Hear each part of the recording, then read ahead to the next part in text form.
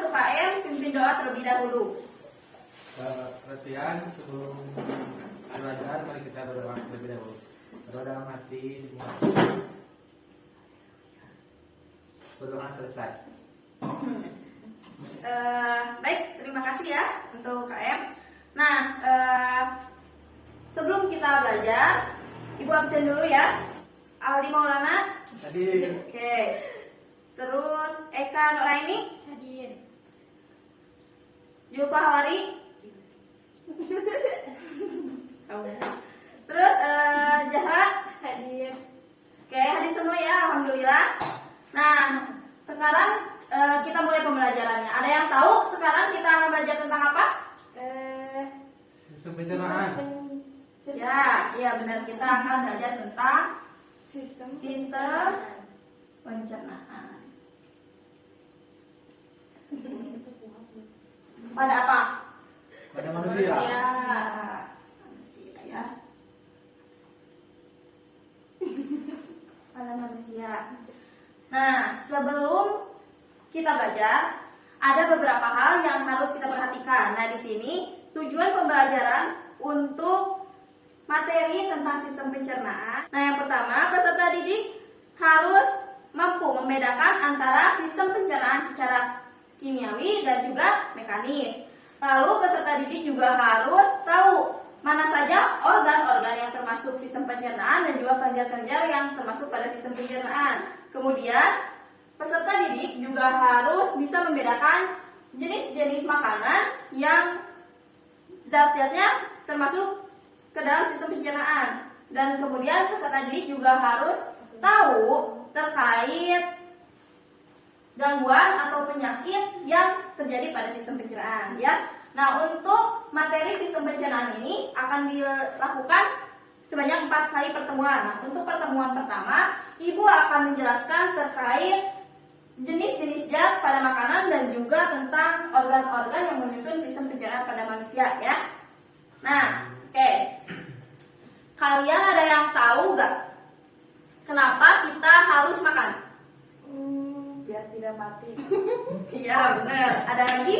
Nanti lemas kalau makan. Ya benar. Kita itu bakal lemas gitu ya. Nanti ujung-ujungnya mati gitu kan? Kan? Nah, ya kita itu kan kalau beraktivitas butuh energi. Nah, oleh karena itulah kita harus makan gitu ya. Kita berdiri saja, kita itu perlu energi. Kita berjalan itu butuh energi. Kita bermain butuh energi. Nah, energi kita dapatkan dari zat-zat makanan. Nah, zat-zat makanan itu bisa berbentuk karbohidrat, protein, lemak, mineral, dan juga vitamin. Nah, salah satunya kita kan sering mengkonsumsi nasi gitu ya. Itu sumber energi. Apalagi karbohidrat itu sumber energi yang pertama ya. Ya benar, sampel tadi ya. Sampel itu karbohidrat, masuk karbohidrat. Iya. Tapi kita biasanya makan nasi gitu ya. Nah, oke. Di sini Ibu ingin membagi kalian menjadi kelompok-kelompok kecil. Nanti di sini kalian berdiskusi terkait sistem pencernaan pada manusia ya. Oke? Baik. Nah, Ibu ingin kalian dibagi ke dalam kelompok yang isinya dua orang per kelompok. Udah aja ya, sebaris ya. Ya, baik. Oke. Ya, Sebaris. oh ya, nggak apa-apa. Nah, seperti itunya.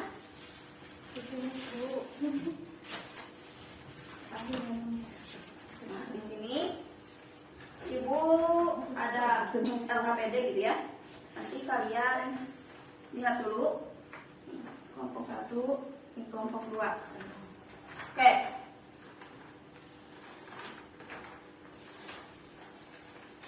Nah, di sini dijelaskan kompetensi dasarnya mendeskripsikan sistem pencernaan pada manusia dan hubungannya dengan kesehatan. Lihat ya, lihat. Di halaman pertama ya, di halaman pertama lihat. Nah, untuk indikator pencapaiannya mampu membedakan saluran pencernaan dan kelenjar pencernaan sebagai penyusun sistem pencernaan pada manusia. Lalu membandingkan pencernaan secara mekanis dan juga kimiawi. Nah, untuk tujuannya harus tahu ya membedakan saluran pencernaan dan kelenjar pencernaan tadi. lalu membandingkan sistem pencernaan secara mekanis dan kimiawi, menjelaskan juga proses pencernaan pada makanan. Nah, di sini di lembar kedua ada organ-organ ya. Nanti kalian lihat mana saja yang termasuk sistem pencernaan. Nanti kalian diskusikan bersama teman sekelompok kalian. Nah, ada pertanyaan-pertanyaan di bawahnya. Silakan kalian nanti baca, lalu diskusikan. Nanti kalian presentasikan di depan ya. Ya, Bu. Nah, untuk waktunya 15 menit dari sekarang. Coba. Dua.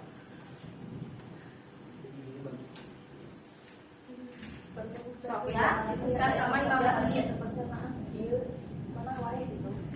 Organ ini termasuk organ. Nah, itu termasuk organ-organ. Tapi coba lihat organ mana yang termasuk pada sistem pencernaan.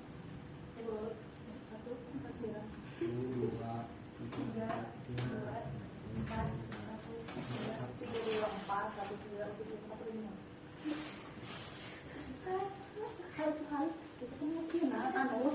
angus itu teh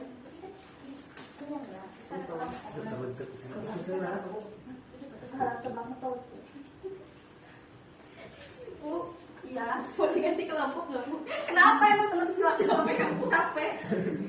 Yang serius ya? Bukannya ada paru-paru di sini? Iya, coba termasuk sistem pencernaan nggak paru-paru? Bukan, Bu. Ya, nanti kalian diskusikan ya. Iya, Bu. Silakan kalian diskusikan. Iya, sok. Nanti kalian diskusikan.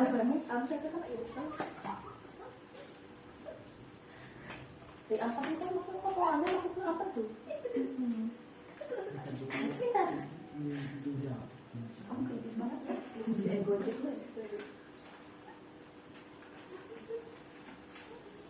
Terlalu kritis. Diskusi. Oh, diskusi ya. Udah beres? Siap sudah, Bu. Oke. Sekarang kelompok mana yang maju? Mau maju? Ayo, jangan kok tunjuk-tunjuk. Jangan kelompok Yang maju ke depan dapat nilai tambahan. Coba.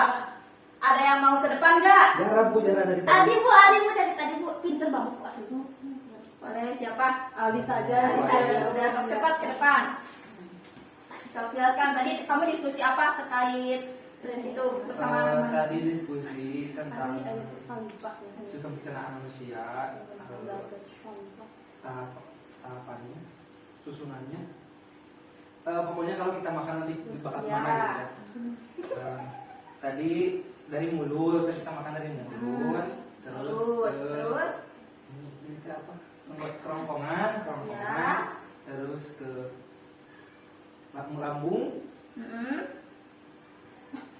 usus ini dulu, ini tuh usus halus, Ya. usus besar, ya, dan dibuang sih. ya benar. Ada lagi yang didiskusikan tadi Sudah. tentang mekanis dan kimiawinya seperti apa? Apa itu? Itu apa? Ini nggak tahu. Paru-paru. Ih, kamu ya. So, masa ini sih sempat napasan coba. Ada yang menanggapi? So, dari kelompok 2 ada yang mau menanggapi nggak? Tadi ini termasuk pernapasan. Coba gimana mekanismenya? Iya benar, ada empedu nih, empedu. Nah ini apa? Coba.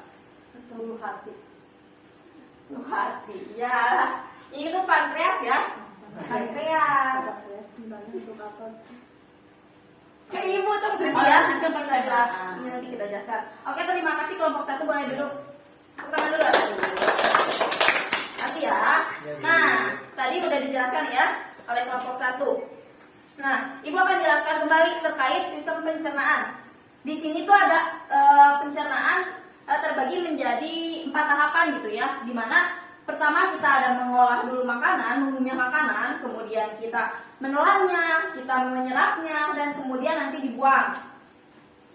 Nanti kita membuang hasil dari sisa-sisa penyerapannya. Nah, yang pertama proses pencernaan dilakukan di mulut. Nah, di mulut ini terjadi pencernaan secara mekanis dan juga kimiawi. Nah, untuk mekanis itu adalah proses pencernaan yang melibatkan beberapa organ di ini sini ya di mulut ada gigi, ada lidah gitu ya. Nah, nanti dibantu gitu. Nah, jadi di proses mekanis ini kita mengunyah lalu mengolah makanan menjadi halus. Nah, itu disebutnya mekanis. Kemudian kalau untuk kimiawi itu melibatkan enzim. Nah, jadi di mulut ini terjadi dua proses kimiawi dan juga mekanis ya. Nah, untuk kimiawinya terjadi ketika air liur gitu ya, kelenjar saliva atau air liur akan menghasilkan enzim-enzim yang nantinya enzim itu akan mengubah amilum menjadi maltosa. Nah, tapi ketika kita mengunyah makanan lebih lama, itu manfaatnya akan lebih baik lagi. Nah, Nabi juga pernah menjelaskan bahwa kita itu harus mengunyah makanan lebih lama gitu ya. Nah, ada yang tahu kenapa kita harus mengunyahnya lebih lama? Coba. Agar mudah dicerna. Ya benar. Yang lain? Ada? Sama ke toilet ya. Oh, boleh sok. Kita lihat dulu. Agar sistem pencernaan itu tidak melakukan kinerja yang sangat banyak gitu ya. Iya, benar itu. Benar kamu dulu, Pak. Benar. Ya, itu benar. Jadi ketika kita mengunyah lebih lama, itu si enzim-enzim yang asalnya amilum akan mengubah menjadi maltosa, tapi ketika kita mengunyah lebih lama, si enzim itu akan mengubahnya langsung menjadi glukosa. Oleh karena itu, ketika kita makan, misalnya makan nasi, coba kalian pernah makan nasi kan? Ketika lama, ya pasti ya, makannya ngunyahnya lama. Nah, nanti si nasi itu akan berubah rasanya jadi manis. Ya, benar kan? Nah, itulah gula glukosa. Nah, selanjutnya setelah diproses di mulut menjadi kecil, lalu si makanan ini akan masuk ke Kerongkongan. benar, kerongkongan. Awas ya, jangan sampai salah jadi tenggorokan. Kerongkongan. Nah, di kerongkongan ini si makanan yang tadi dari mulut akan dibentuk menjadi bulatan-bulatan.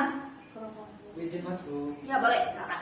Nah, diubah menjadi bulatan-bulatan yang namanya bolus. Nah, bolus. Di sini bolus ya. Nah, di sini lihat. Ini ketika jadi melengkung ya. Nah, ini melengkung kenapa? Karena kerongkongan ini sedang melakukan gerakan peristaltik. Ada yang tahu gerakan peristaltik? Gak tahu Bu. Ini Bu kan mendorong ke bawah. Iya, mendorong. Nah, jadi pada saat kita menelan, nah akan terjadi gerakan peristaltik. Coba kalian sekarang menelan lidah kalian. Nah, ada kan ya? Ada. Ada yang merasakan? Nah, itu gerakan peristaltik. Nah, ketika kita ini ya, nah kan ini di sini ya, bolusnya ya. Nah, ini ketika di sini tuh namanya tuh sedang berelaksasi, dan ketika menggumpung seperti ini, itu kerongkongan sedang berkontraksi. Nah, setelah melewati kerongkongan, itu akan masuk ke lambung. Tapi awas ya, kerongkongan jangan tenggorokan, karena kalau tenggorokan nanti akibatnya itu kan ke sistem pernapasan. Kalian pernah kan cegukan, gitu kan, pernah kan? Ya. Nah, itu gara-garanya karena si makanan itu salah masuk, jadi berusaha menolak gitu ya. Jadi itu, jadi itu jangan sampai ke tenggorokan ya. Nah, setelah ke kerongkongan, makanan akan masuk ke lambung. Nah, bentuk lambung seperti ini kalian sudah pasti sering lihat lah bentuk lambung mah ya. Ini obat-obat. Iya, obat mah gitu ya. Nah, itu lambung. Nah, di sini terjadi proses secara kimiawi juga. Di mana ketika makanan yang dari sini ya udah berbulat-bulat ini masuk ke lambung. Nah, ketika masuk lambung, makanan akan diuraikan kembali nih. Jadi namanya itu jadi bubur kim. Nah, jadi bubur, benar bubur. Jadi kayak bentuknya tuh kecil-kecil lagi, diurai lagi. Nah, di sini si makanan ini akan bereaksi dengan enzim-enzim. Enzim-enzim apa aja sih yang ada di situ? Nah, jadi untuk enzimnya itu ada enzim peksin, dan juga ada enzim renin, dan juga ada asam klorida atau HCl. Nah, ada yang tahu fungsi HCl di lambung untuk apa? Kan HCl asam klorida. Nah, kenapa harus asam? Kalau untuk Kamu sih pakai bahasa. karena asam lebih tinggi atau lebih kuat untuk misal membunuh Ya. kuman atau gimana. Iya benar. Nah, iya benar. HCl itu nanti gunanya untuk membunuh bakteri-bakteri dari makanan yang kita konsumsi itu. Belum tentu itu semuanya bersih ya. Nah, nanti di lambung si bakteri-bakteri itu akan dibunuh oleh HCl. Nah, benar. Nah, lalu di sini juga ada enzim amilase ya, enzim pepsin. Enzim pepsin ini akan mengubah protein menjadi pepton, dan juga ada enzim renin yang akan mengubah susu menjadi kasein. Nah, di sini gitu ya. Setelah itu, selama 2 sampai 4 jam makanan diolah di lambung, kemudian makanan akan masuk ke usus halus. Mana usus halus? Jatuh ya. Nah, di sini. Usus halus. Di usus halus ini ada beberapa bagian lagi. Ada yang tahu? Usus usus 12 jari, Ya. usus tengah, usus tengah apa Bu? Nah, namanya usus penyerapan. Atau di sini ya, usus 12 jari dinamakan duodenum. Lalu usus tengah yaitu jejunum. Dan yang terakhir adalah ileum. Nah, gitu ya. Nah, di sini akan terjadi penyerapan sari-sari makanan juga ya. Di mana pada duodenum atau 12 usus 12 jari di sini terhubung ke dalam 2 saluran. Nah, ada yang satu ke pankreas, yang satunya lagi ke saluran empedu. Atau ya, apa-apa. Nah, di situ nanti di sini nih ya, di sini duodenum 12 jari itu di sebelah sini. Di sini akan terjadi penyerapan dan nanti enzim-enzim di sini akan bekerja gitu ya, menyerap sari-sari makanan yang dibutuhkan oleh tubuh. Nah, di sini ada enzim amilase, ada lipase, dan juga ada enzim tripsin. Nah, untuk amilase tadi sama gunanya untuk mengubah amil menjadi maltosa. Nah, untuk lipase akan mengubah lemak menjadi asam lemak dan gliserol. Dan yang ketiga, tripsin akan mengubah protein menjadi asam amino yang nantinya akan dibutuhkan juga dalam pemenuhan energi bagi tubuh kita ya. Nah, setelah itu lewat ke tengah ya. Nah, ke bagian tengah usus dan akhirnya ke ilum gitu ya. Nanti di sini diserap lagi makanan yang dibutuhkan oleh tubuh yang mana, dan yang tiganya nanti masuk ke usus besar. Nah, usus besar juga terbagi menjadi 3 ya. Nah, untuk yang pertama di bagian sini itu namanya usus descender. Nah, di sini ya descender. Nah, sebelah sini descender. Terus yang sebelah sininya yaitu usus besar transversum, dan yang sininya yaitu kolon atau usus besar ascender. Nah, di sini tuh makanan akan dipadatkan lagi. Jadi sari-sari makanan yang sudah tidak berguna lagi bagi tubuh atau sudah dipilah gitu ya oleh tubuh kita tuh. Jadi yang tidak bergunanya dikeluarkan nanti tuh. Nah, masuk ke sini usus besar dan nanti akan ke rektum. Nah, di sini tuh rektum sebelum makanan keluar dari anus. Nah, situ ya. Sini. Jadi ketika kita belum pengen nyemak, berarti si PCC bakal di sini ya, terus di rektum. Nanti ketika kita sudah usus kita sudah tidak tahan lagi, maka akan dikeluarkan melalui anus. Nah, begitu ya. Kiranya masih ada yang mau ditanyakan nggak? Nggak ada kok. Udah jelas. Udah jelas ya. Ya, jadi untuk struktur dan proses pencernaan pada manusia itu seperti tadi ya. Boleh diulang lagi gak? Jadi tadi itu awalnya dari mana? Mulut, terus lambung, usus halus, usus besar. Keluar lewat anu, jadi benar ya. Kalian udah pinter lah. Iya. Iya dong, masa enggak ya? Nah, baik ya. Mungkin untuk pembelajaran pada pertemuan 1 dicukupkan. Nah, tadi kita belajar apa? Sistem pencernaan manusia. Nanti kita minggu depan masih mempelajari tentang sistem pencernaan manusia. Tapi kita akan fokusnya terhadap zat-zat makanan yang kita konsumsi. Nantinya butuh apa aja sih tubuh kita. Dan nanti akan menjelaskan tentang gangguan-gangguan pada sistem pencernaan ya. Oke. Nah, untuk menambah pengetahuan kalian terkait sistem pencernaan, Ibu ada sedikit tugas tambahan untuk di rumah ya, untuk kalian. Nanti kalian boleh kerjakan, tapi ini nggak boleh diskusi, ini masing-masing aja. Ibu ingin mengukur kemampuan kalian terkait sistem pencernaan ini. Nanti minggu depan kita bahas ya. Iya, Bu. Oke.